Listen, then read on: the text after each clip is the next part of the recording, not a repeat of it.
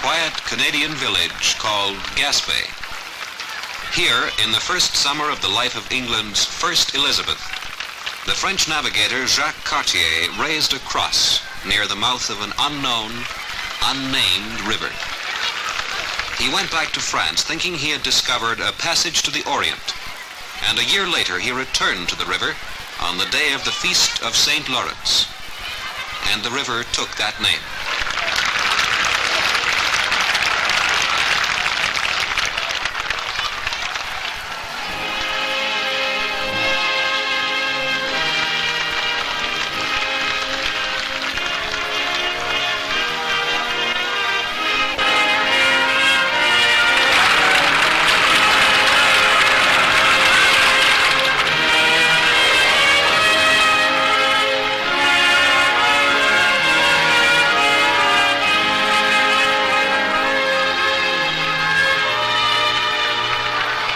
Now, more than 4 centuries later, the second Elizabeth, Queen of Canada, begins a voyage which marks the fulfillment of a dream that has run as deeply through Canada's history as the River St. Lawrence itself. The dream of the St. Lawrence as a road to the riches of a vast new continent.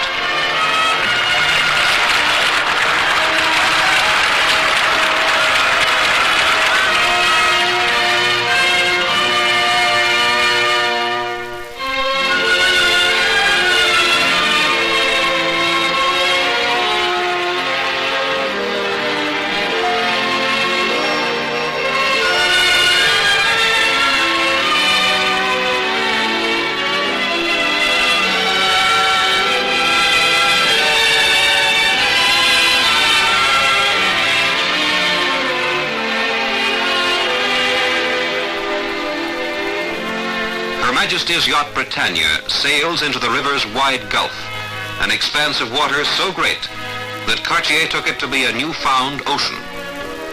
Escorting the great blue yacht are ships of the Royal Canadian Navy and the Royal Navy.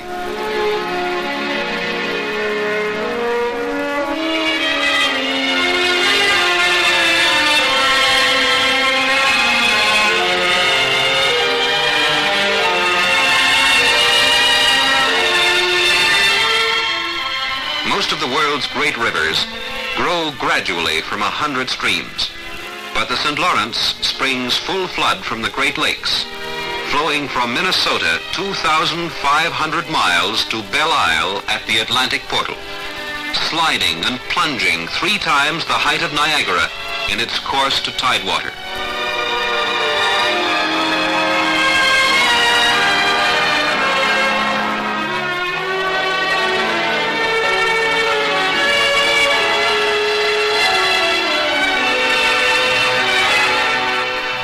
When this was New France, the river was the artery that gave life and sustained it. The settlers called it Le Chemin du Bon Dieu, the Road of God.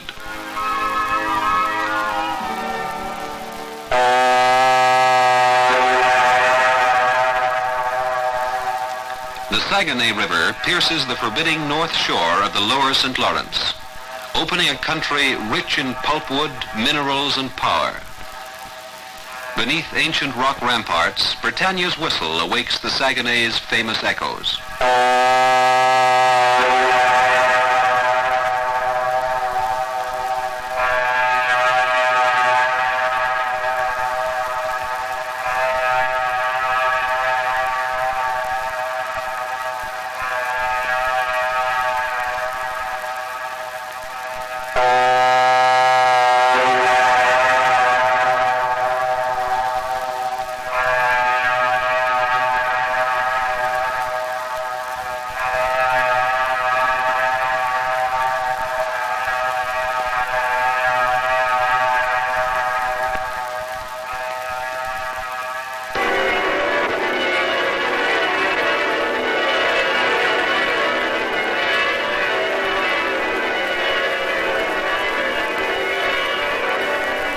"120 miles upstream from the Saguenay is Quebec, a city of the sea where the Atlantic tides are still strong, and a city of the river, sentinel of the river ever since Champlain brought the first 27 settlers to to found the old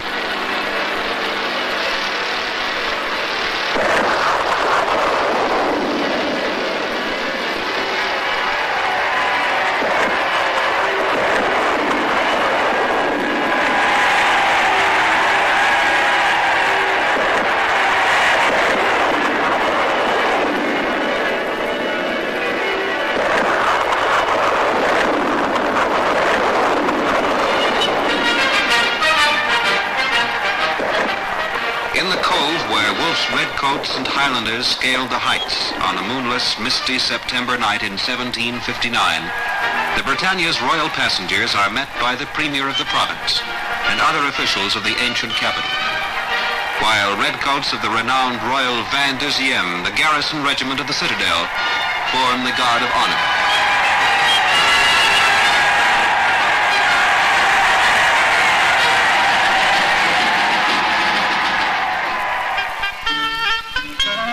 I never saw anything more superb than the position of this town, wrote Leconte de Frontenac in 1672. But the Quebec of narrow streets, old city walls, and memorials of brave days is in a way deceptive. For while Quebec remembers the past, the whole province has confidently seized the future. 50 years ago, forests and farms produced most of Quebec's wealth. Today, though Quebec leads the world in pulpwood production, most of its wealth comes from the industrialization which has transformed the province.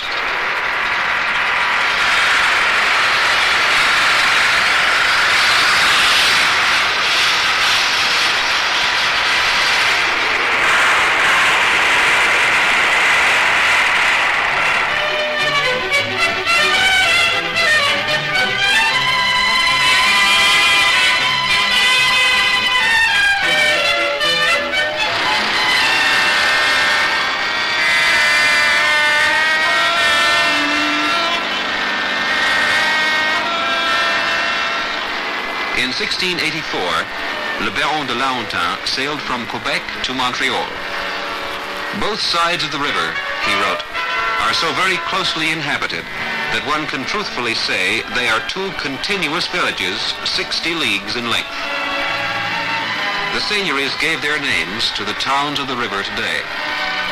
Farm and dairy towns, shipbuilding and steel towns, titanium and nylon towns, Lotbinière, Sorel, Contrecoeur, Verchères. Verchères, where the 14-year-old Madeleine and her small band defended the seigneury for 8 days and nights against a war party of 50 Iroquois.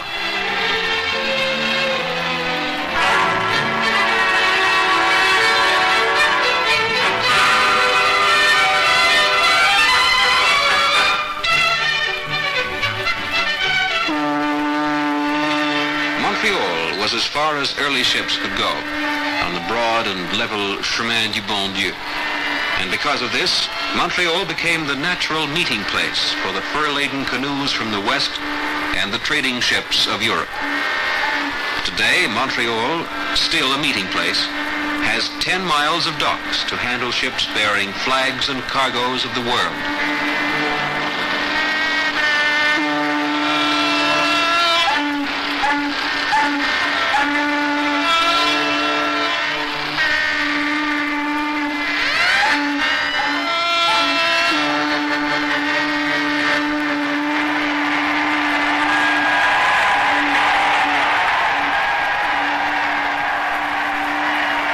This has been the gateway to their new land for millions of Canadians, and where the Britannia docks, hundreds of immigrant ships have berthed with new subjects for the Queen.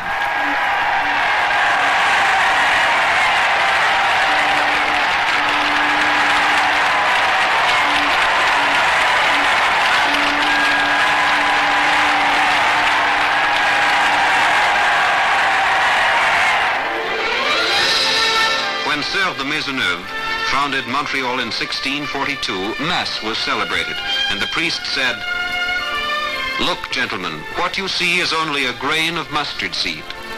I have no doubt that from this seed will grow a great tree that will one day achieve wonders and be multiplied and spread to all parts."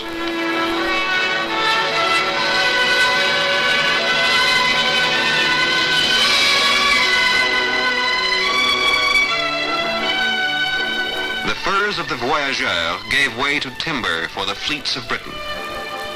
Timber gave way to steel and rails, cotton and plastics, rubber and pharmaceuticals, sugar and beer and aircraft.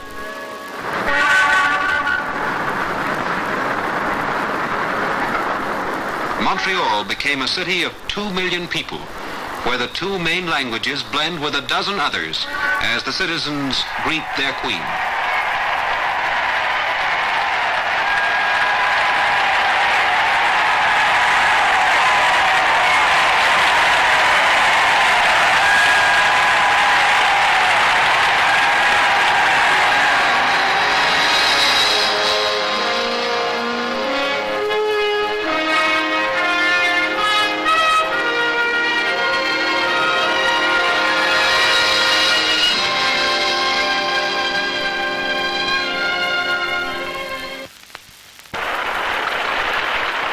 Montreal, the waters of the St. Lawrence are torn by rapids, and for centuries, travelers have struggled to pass them in canoes and then in small ships through small canals.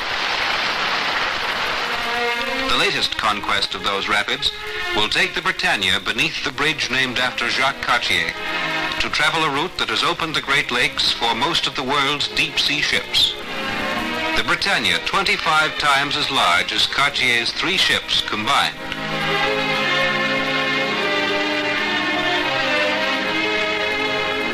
At a ceremonial area in St. Lambert, beside the new Seaway, are citizens of the 2 nations who join their wealth and their work. The work of more than 59,000 men and women, whose names have been recorded for the heads of state of their 2 countries. Dwight D. Eisenhower, President of the United States of America, and Elizabeth II, Queen of Canada.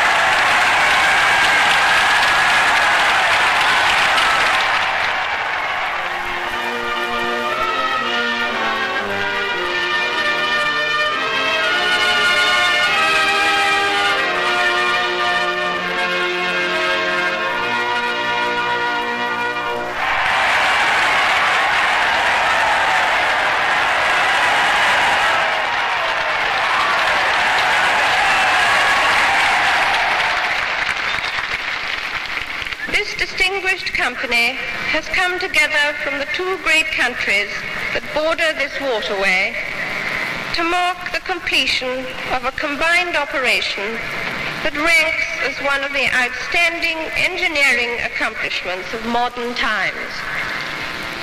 We can say in truth that this occasion deserves a place in history. It is above all a magnificent symbol to the entire world of the achievements possible to democratic nations peacefully working together for the common good.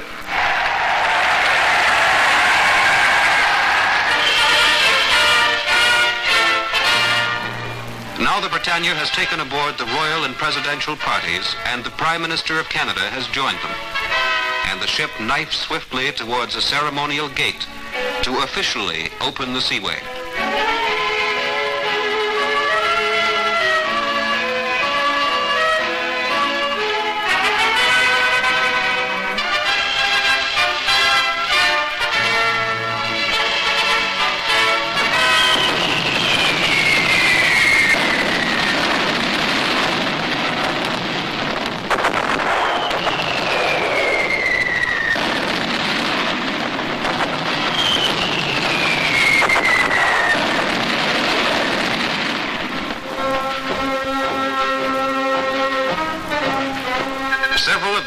Province's bridges had to be rebuilt to accommodate the tall ocean ships.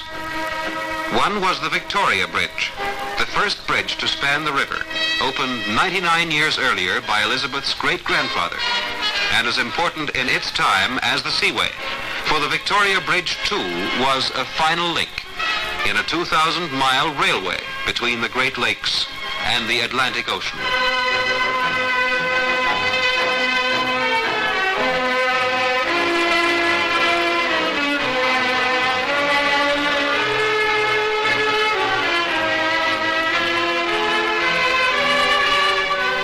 The St. Lambert Lock lifts the Britannia 15 feet into the La Prairie Basin Channel. 9 miles of sailing then to the Côte St. Catherine Lock, where there will be another step up in her progress towards the lakes.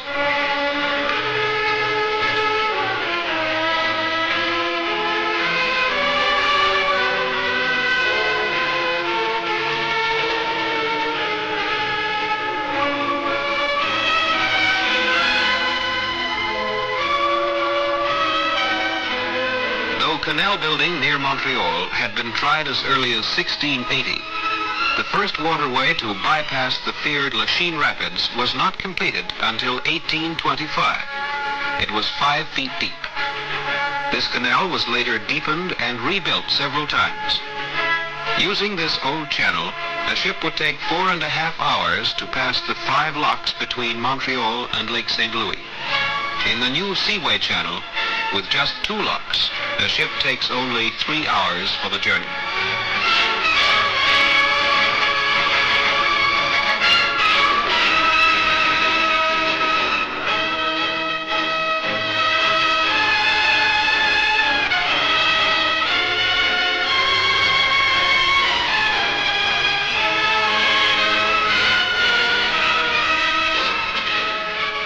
In the Côte St. Catherine Lock, the Britannia is lifted 31 feet and sails out past welcoming Cognawaga Indians, Mohawks who were early allies of the French and later of the British.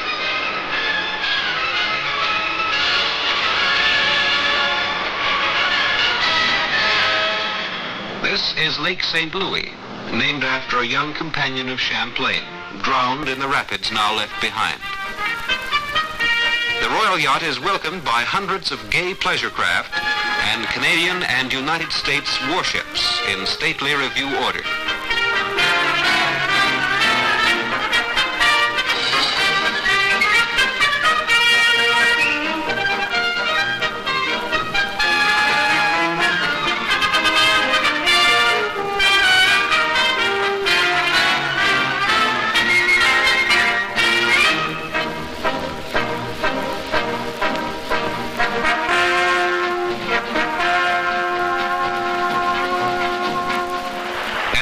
Lake St. Louis is another set of rapids. The Cascades, Split Rock, Cedar, and Coteau. Here the royal travelers get the first sight of the dual purpose of the Seaway, for it is a power project as well as a ship channel. When the mighty Beauharnois power development was built 30 years ago, it was designed to be incorporated into a future Seaway. Beside the power dam, the new Beauharnois locks lift the Britannia 84 feet to the canal, which also serves Beauharnois' turbines.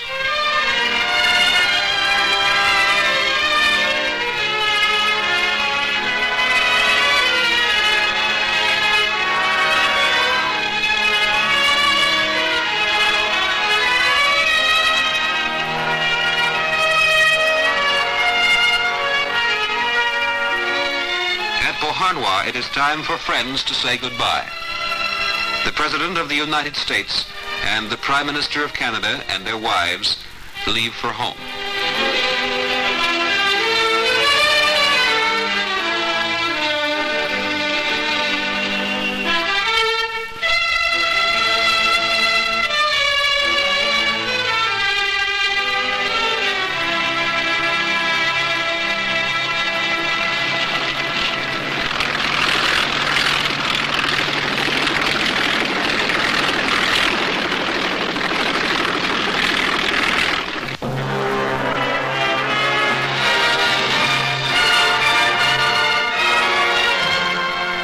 now, both shores of the Seaway have been Canadian, and the channels, bridges, and locks were built by Canada. But as the Britannia sails into Lake St. Francis, she approaches the international border. To the south is United States territory, to the north, Canadian. And the Long Sault Rapids at the head of the lake belonged to both countries. Belonged because they no longer exist. Their power was needed for the homes and factories of the province of Ontario and the state of New York. To harness the power of the Long Sault required the closing of the south channel of the St. Lawrence and the building of a complex of dams to regulate the flow of water and generate power. The power dam, since it crossed the international border, was built half by the United States and half by Canada. One generating plant taking the name of an American Power Authority chairman, the other of a Canadian.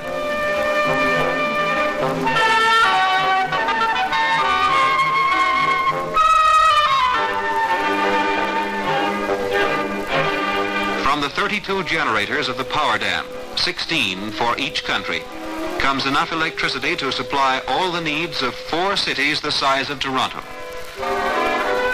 The need for this power was an important factor in decision to go ahead with the Seaway, for the projects are closely linked.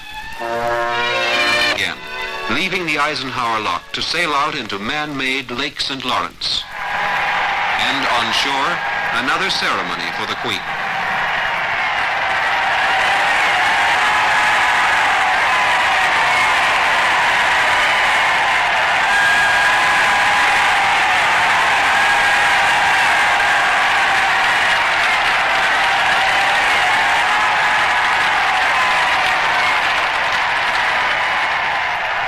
On United States soil for the first time in her voyage, the Queen is met by the Vice President of the United States, the Governor of the State of New York, and the Premier of Ontario.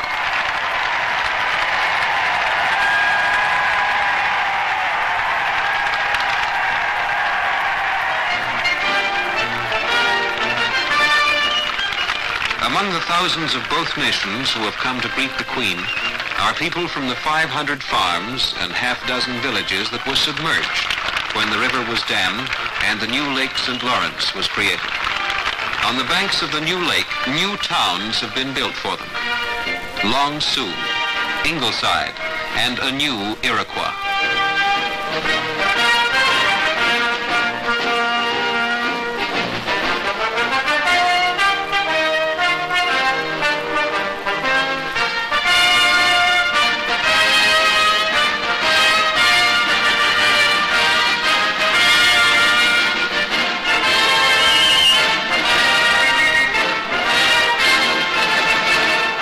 Center of the power dam, on the international border itself, the Queen unveils a monument.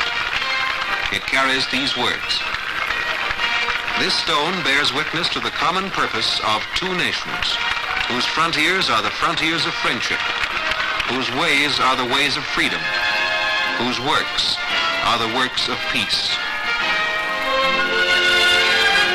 The Britannia, a ship from the ocean, is climbing towards the Great Lakes.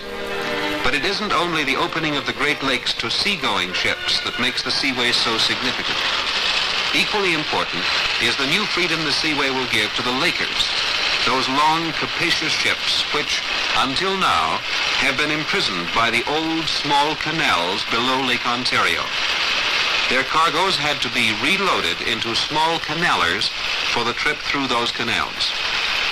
Now, whether they are carrying grain for the deep-sea ships in Montreal or iron ore from Labrador to the Great Lakes, loading and unloading into smaller ships may be eliminated.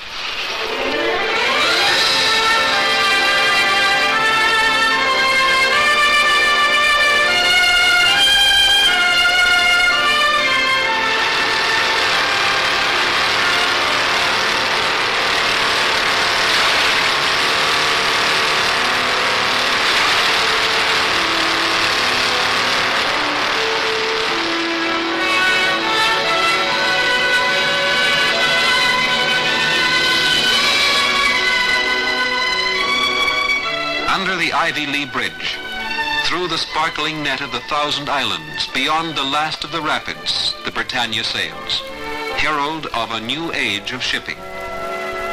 Bigger ships than ever before, 5 times as big.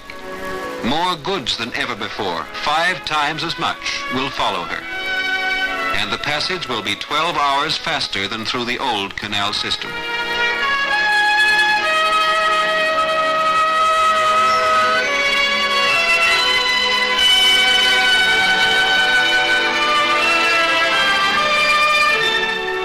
More than 100 years ago, there was a plea. Our burdens can be removed and our prosperity ensured only by constructing a ship canal, thus rendering the shore of the lakes a sea coast. On now the Queen goes past the new seaports of that sea coast. Toronto, Hamilton, Rochester, Buffalo, Toledo, Windsor, Detroit, Sarnia, Milwaukee, Chicago. This is the core of the greatest industrial concentration in the world, where 60% of Canadians and 40% of Americans work and live.